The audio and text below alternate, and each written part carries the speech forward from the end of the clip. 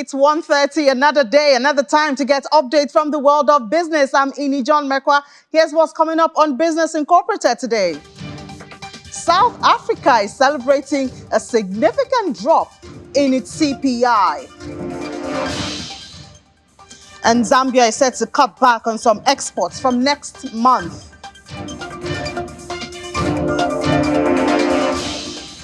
And to stop Uganda livestock theft, security bans nighttime transport movements.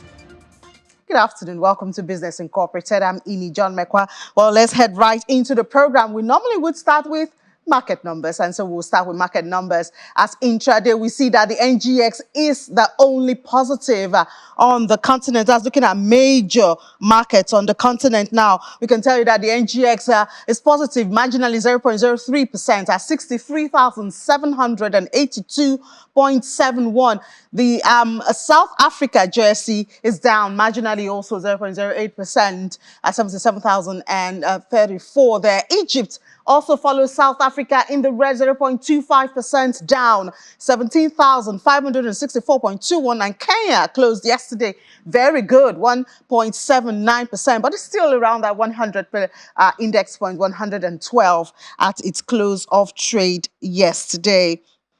We move to the Middle East now and see only one market also doing green there at intraday. That's it. Abu Dhabi, 0.34% in the red, 9,665.09.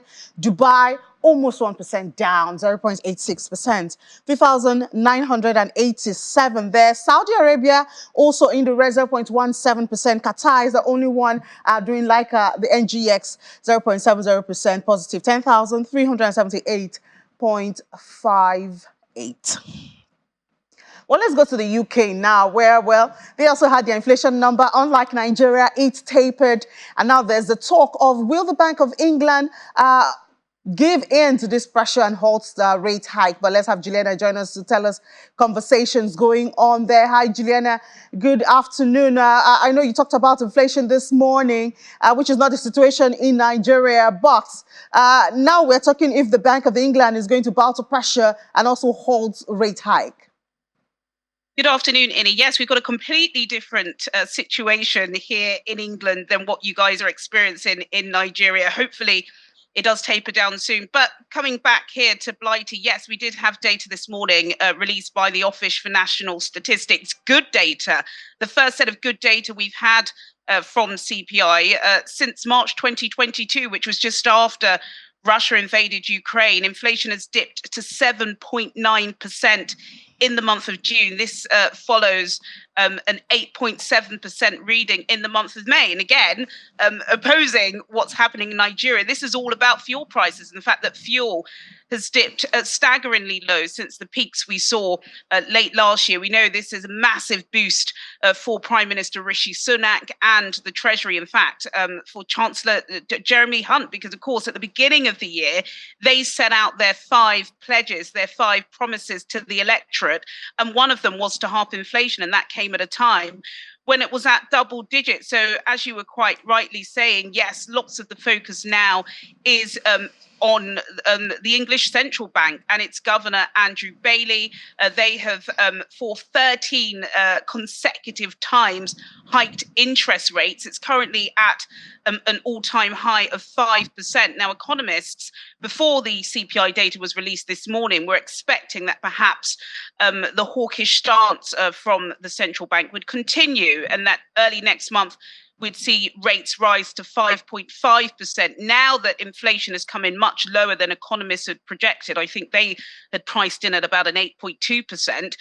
There are some suggestions that perhaps it would be risen by just 0.25%, so we'd see it at 5.25%. Why is that such a focus? That's because, of course, as you raise interest rates, it costs more to borrow. And we have seen millions of people in this country really struggling to pay their mortgage payments. We're seeing increases, Inni, of about £250 to £300 a month. That's about £500,000 per month to pay your mortgage, on top of the fact that we've got a cost of living crisis and other things are rising. So I think it's become pretty clear that mortgage holders shouldn't be the only part of the population that are carrying the burden of high interest rates, which is why the Bank of England are under pressure. But as we always say, or we say it at least once a week, we're going to have to wait and see what happens. But at least some positive optimism from London today. Yeah, I wonder if that optimism has spread to the markets. It has actually, because of course inflation is not just a geopolitical issue. It is, of course, an economic issue. As soon as that inflation data came out, we did see the blue chip index rise very swiftly, and it remains in positive territory at intraday. The all share index, the blue chip, that's up 1.70%. The FTSE 100 is up by 1.44%, and the FTSE 250, massive triple digit figures, that's up by 2.86%. I was discussing with Laddie yesterday about the rally in the British pound. Unfortunately, that's dipped today because, of course, once the FTSE, foreign focused, goes up, you usually see the domestic market go down. So the British pound has actually fallen against the US dollar at intraday, down by 0.79%. It's also down against the euro by 0.72%, and the British pound at intraday is down against the Japanese yen by just under a quarter of a percentage point. All right, Juliana, thank you so much. You guys rejoice there. Our time is coming when we'll have a reduction in inflation. Yes. I agree. We're all praying. Thank you so much, Juliana. So let's move over now to Europe, and Facebook parent company Meta is partnering Microsoft to introduce the next generation of its artificial intelligence, AI, making the news these days as the AI market starts to get crowded. Well, let's have joining us for the details, Cassandra Sont is in Berlin now from DW. And Cassandra, good afternoon. Well, we do know that AI is in the news, but what is this about Meta and AI model? How is it different from other competitors like the ChatGPT? Thanks for having me. Yes, there are two big differences between the Meta program called Llama 2 and its competitors. The first is that Meta is releasing the program for free for both research and commercial use. Meta has a big team of computer scientists devoted to advancing AI technology, though, so I'm personally wondering how long that's sustainable with a free product like this. But the second difference is that Meta is making its offering more open source than its rivals. Now, when programs are open source, that usually means that the original source code is made freely available and may be redistributed and modified by others. Now, unlike some software online, Llama 2 is not entirely open source, but Meta says that making the program more open source than not will make it easier for outside researchers to help identify and mitigate bias or toxicity. I took that as a not so subtle dig at some of the reported problems with other AI models, which have picked up and regurgitated some of the most vile parts of the internet. We should note here that while Mark Zuckerberg has tried to emphasize Meta's history with open source models, the Llama 2 model does reflect less openness than Meta has shown in its previous work. And it seems like artificial intelligence has been accelerating quickly in recent months. What has been the response in the EU? The EU's AI Act is currently making its way through the legislative process. The European Parliament adopted its negotiating position on the legislation last month, and then negotiations with the EU Council of Ministers began. Those are the heads of state or government of each of the 27 European Union members. Now, the biggest issues for the EU legislation are expected to be facial recognition and biometric surveillance. The Parliament, for example, emphasized its position for a full ban on AI for biometric surveillance, emotion recognition, and predictive policing. It also wants generative artificial intelligence systems to be required to disclose that the content was created with AI. Lastly, the position wants to label systems as high risk if they are used to influence voters during elections. Now, the EU's tech chief said in May that the US and EU should work together and push the AI industry to adopt a voluntary code of conduct within months in order to provide safeguards while these new laws are being developed. And how's this affecting the markets? Positive news out of the UK, where British inflation fell by more than expected in June. Inflation is now at its slowest rate in more than a year, but still 7.9%, according to the Office for National Statistics. Now, this could ease some of the pressure on the Bank of England to keep on with its plan of raising interest rates. But sterling weakened against the US dollar and the euro, since inflation in the UK is still above the pace of price growth in other big and rich countries. Speaking of the euro, we will look to see if a rally in European bonds, gilts, and treasuries continues today. Yesterday's rally followed comments from a European Central Bank Governing Council member. This member basically said that hikes beyond next week's meeting were, quote, by no means a certainty. Now, that's very cautious language, but experts say it's perhaps the first time a known hawk within the ECB has backed the view that we may be close to the rates hiking cycle in Europe ending. All right, Cassandra, thank you so much for that update from Europe, and enjoy the rest of the day. Now let's move on to other markets. Asia Pacific markets mostly rose on Wednesday as investors digest better than expected results from Wall Street. Take a look at the numbers now. Shanghai Composite is in the green, 0.03%. S&P AX 200, that's from Australia, more than 0.5% also in the green. And then also Nikkei 225 doing even much better, 1.24. Kospi marginally up, and the Hang Seng Index is the only one in the red. We'll move to the United States now, where stock futures ticked high on Wednesday night after the Dow Jones Industrial Average notched its longest winning streak since 2021. Looking at the numbers, Dow Jones futures is green, 0.12%. S&P 500 marginally up, also 0.5%. The Nasdaq, the tech guys, are also doing good there. But let's have Maria Bird, our correspondent in Washington, D.C., now give us some numbers and details from Tuesday's trade.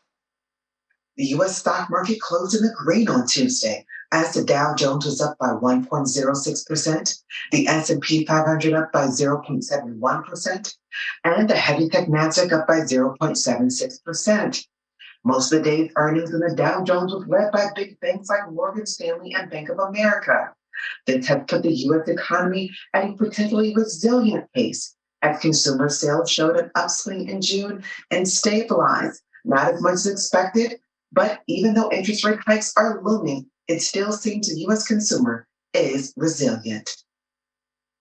Thank you, Maria. Moving to commodities now. Global oil prices rose on Wednesday, boosted by China's pledge to support economic growth, tighter supply from Russia, and on lower weekly U.S. crude inventories. Brent rose 40 cents, that's 0.5%, to $80.06 a barrel, while U.S. West Texas Intermediate crude was up 23 cents to $75.98. China's top economic planner pledged on Tuesday that it would roll out policies to restore and expand consumption in the world's second largest economy as consumers' purchasing power remained weak. And close to that, we have the metals market. Gold prices eased on Wednesday from a 1.5-month high touched in the previous session, dragged by a slightly stronger dollar, even as investors bet that the U.S. Federal Reserve would pause its rate hike cycle after July.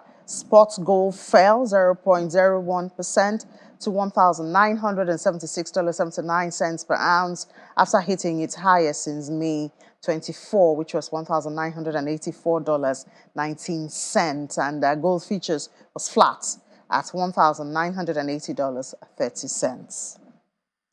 We do have a conversation on that, commodities, and what you can do as a retail investor. Want to find out? Stay with us here on Business Incorporated after the break.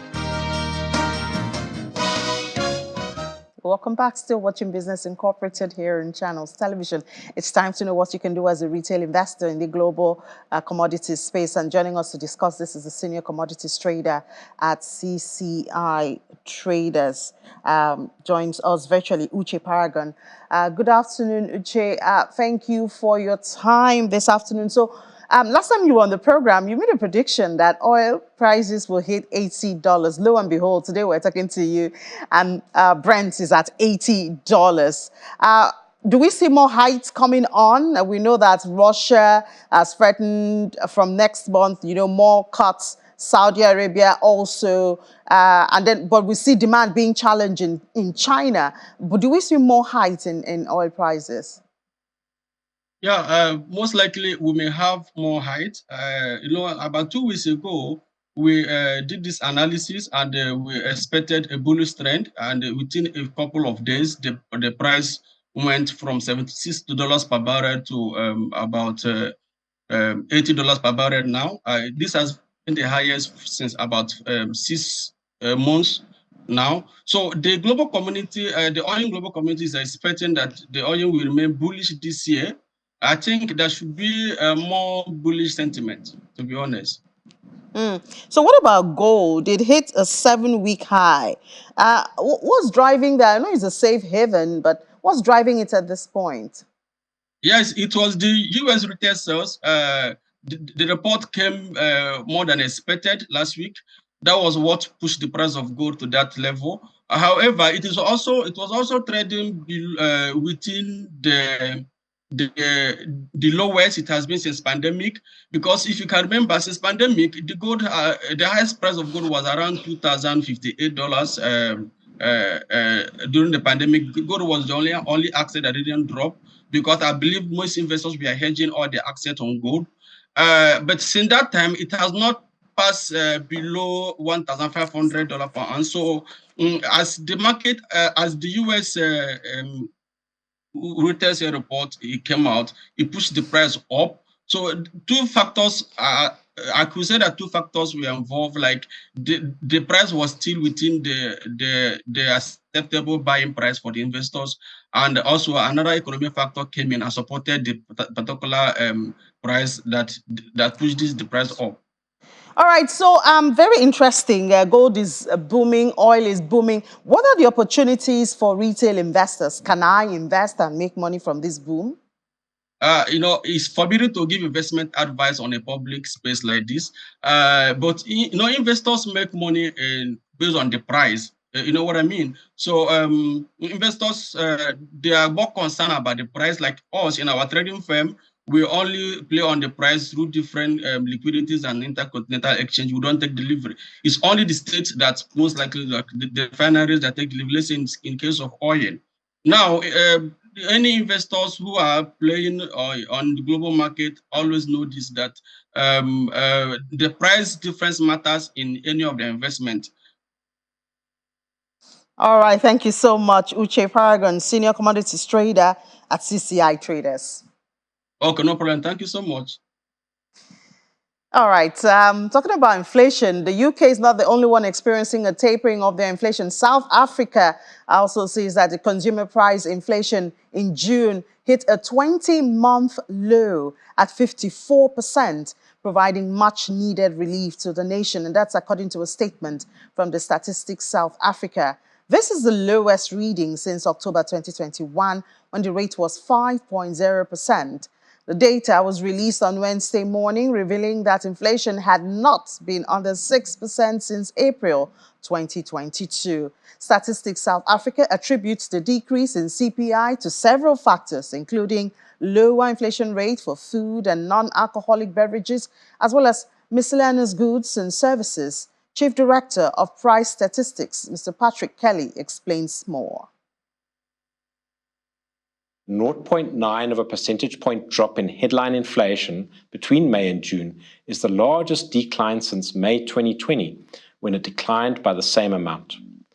Of the 12 main categories covered by the CPI, 6 saw a drop in annual inflation in June, 1 remained unchanged, and 5 recorded increases. Annual goods inflation dropped to 6.3% from 8% in May. Services inflation was slightly lower at 4.5%, compared with 4.6% last month. Annual inflation for food and non-alcoholic beverages slowed for the third successive month to 11% from 11.8% in May. Most food groups recorded lower inflation rates in June, with the exception of vegetables, fruit and sugar, sweets and desserts.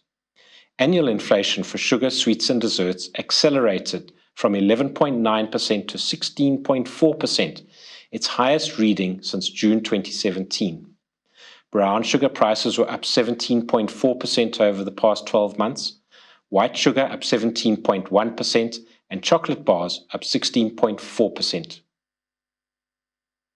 Still in South Africa, the South African Reserve Bank governor is scheduled to deliver the Monetary Policy Committee, that's the MPC statement, on Thursday, that's July the 20th. The MPC statement holds great significance for the country's economy as it outlines the decisions made regarding the interest rates and provides insight into the monetary policy stance of the central bank governor. Well, the governor will address the nation and shed light on key factors influencing the committee's decision. The announcement is eagerly awaited by economists, analysts, and stakeholders alike, as it will provide valuable guidance on the future direction of the country's monetary policy. The head of South Africa Economic Research at the Central Bank, Dr. Elno Molma, had said that the Reserve Bank is facing a difficult dilemma at this time. We leave South Africa now and head to Zimbabwe, where the government has announced that the issuance of visitors' visas and residence permits for foreigners will now be supported by an integrated information communication technology system known as Online Border Management System. The system, which is capable of sustainably handling demand from the services, resonates with the National Development Strategy 1. The objective of modernizing the economy through the use of ICTs and digital technology as the country rallies towards the attainment of Vision 2030. Government has engaged a Lithuanian company, Garsu Pasaulis, to implement the system, which will help expedite the issuance of permits and visas. Garsu is already entered into partnership with the government to produce e-passports that meet modern international standards and allow Zimbabweans to travel without additional complications. The passport system is being implemented on a build, operate, and transfer, that's BOT basis. An ordinary e-passport, which costs $120, takes 7 working days to be processed, while the emergency one costs $220 and is out within 48 hours. The e-passport scheme was launched by President in December 2021 after the government entered into partnership with Garsu Pasaulis. The switch over to e-passports has helped eliminate the large backlog of application build-ups. Zambia intends cutting back on some exports from next month, August, and securing power from neighboring Mozambique in anticipation of electricity shortages stemming from the El Nino weather phenomenon, a problem which tends to bring hotter, drier weather to parts of the southern Africa and threatens to curb output from its hydropower plant. Hydropower accounts for 85% of the country's total installed capacity, while there's a potential to increase production from wind and photovoltaic energy systems. During the last 5 reported years, the exports of Zambia have changed by $4.7 billion from $8.69 billion in 2016 to $13.4 billion in 2021. The most recent exports are led by raw copper, which was about $6.3 billion, refined copper, $2.97 billion, gold, $814 million, precious stones, $280 million, and electricity, $176 million. Well, that's it on the program today. Thank you so much for being a part of Business Incorporated. I'm Minnie John Mekwa. Enjoy the rest of your day.